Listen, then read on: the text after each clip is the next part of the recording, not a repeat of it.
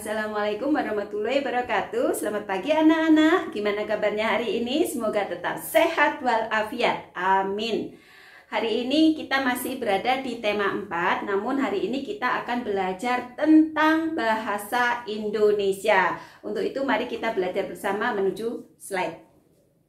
Tema 4 subtema 1 Bahasa Indonesia. KD 3.6 menggali isi dan amanat pantun yang disajikan secara lisan dan tulis dengan tujuan untuk kesenangan. Hari ini kita akan belajar tentang pantun ya anak-anak. Sebelum kita belajar tentang pantun, kita coba kenalan dulu dengan mind map. Jadi kita bagaimana cara membuat mind map. Mind map disebut juga peta pikiran atau peta konsep.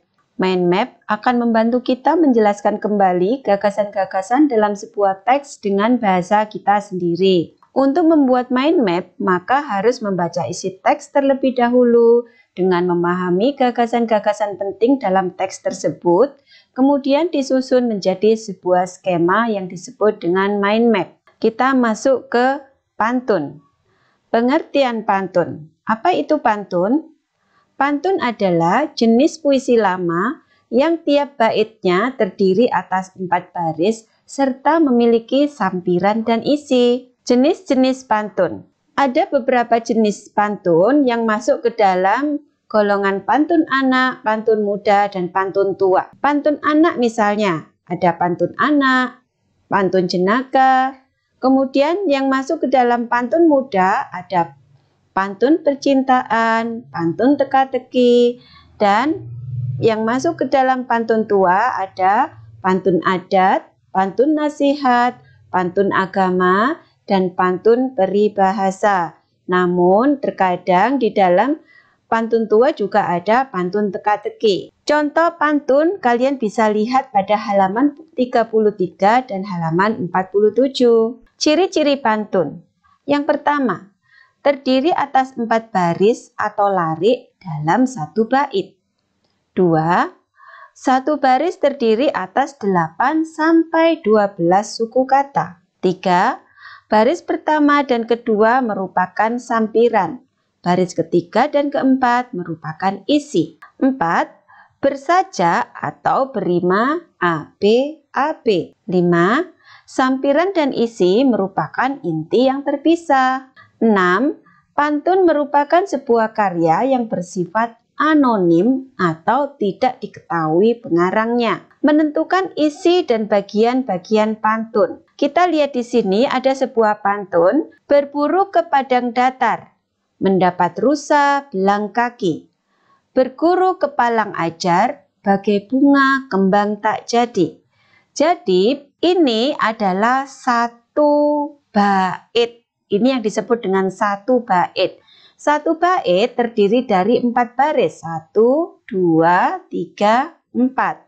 Ya. Kemudian baris pertama dan baris kedua merupakan sampiran.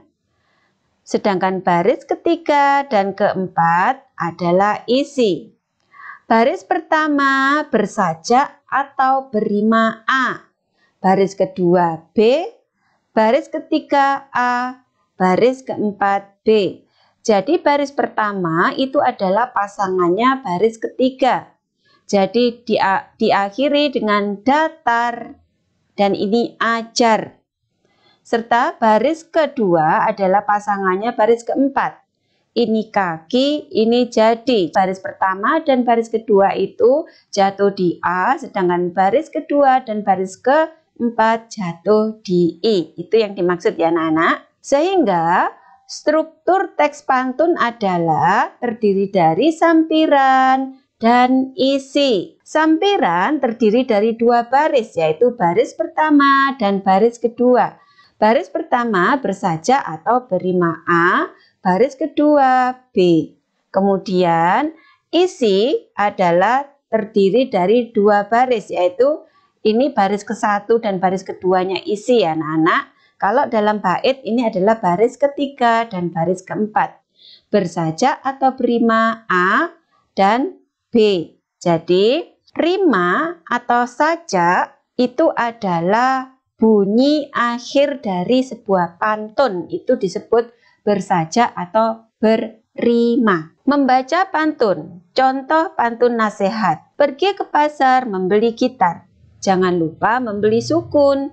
Jika kamu ingin menjadi pintar, kamu harus belajar dengan tekun. Kita lihat. Pada nomor 1, unsur-unsur pantun, jumlah baitnya ada berapa? Ada 1. Ini 1 bait. Kemudian yang kedua, jumlah barisnya ada berapa? Ada 4. 1, 2, 3, 4. Kemudian jumlah suku kata tiap baris. Baris pertama itu ada 10 suku kata. Pergi ke pasar membeli gitar 10. Baris kedua, jangan lupa membeli sukun. Ada 9. Baris ketiga, jika kamu ingin menjadi pintar, 11 suku kata. Baris keempat, kamu harus belajar dengan tekun. 11 suku kata. Kemudian persajakan atau rimanya apa? AB, AB. Ini AU, AU.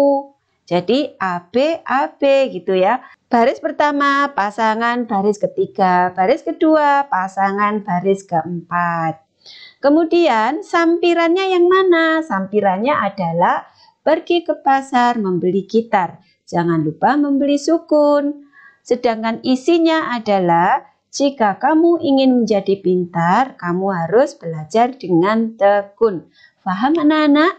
Kita lanjutkan. Menemukan nasihat dalam pantun. Kita lihat di sini. Nomor 1. Pantunnya berbunyi, sungguh indah syair setanggi. Menyusun kata bagai hiasan. Ilmu itu mesti tinggi. Jangan dunia sebagai batasan. Nasihat yang bisa kita ambil di situ adalah tuntutlah ilmu setinggi-tingginya tanpa dibatasi oleh urusan duniawi lainnya. Gitu ya, Nak. Kemudian, pantun kedua, air jeruk dalam kulkas, makan roti dengan keju. Niatlah belajar dengan ikhlas, hanya Allah yang dituju. Nasihat yang dapat diambil adalah niatkan belajarmu hanya karena Allah.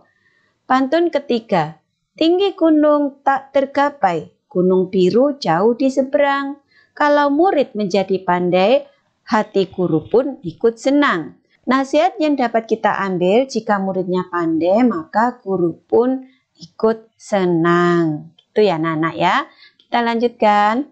Sekarang tugas buat kalian yaitu membuat pantun dengan kata-katamu sendiri. Ingat, tidak kopas dari Google ya. Tema, pilih salah satu dari tema di bawah ini. Temanya giat belajar, atau menjaga kebersihan, atau membantu orang tua, atau rajin ibadah. Dikerjakan di selembar kertas, tidak difoto.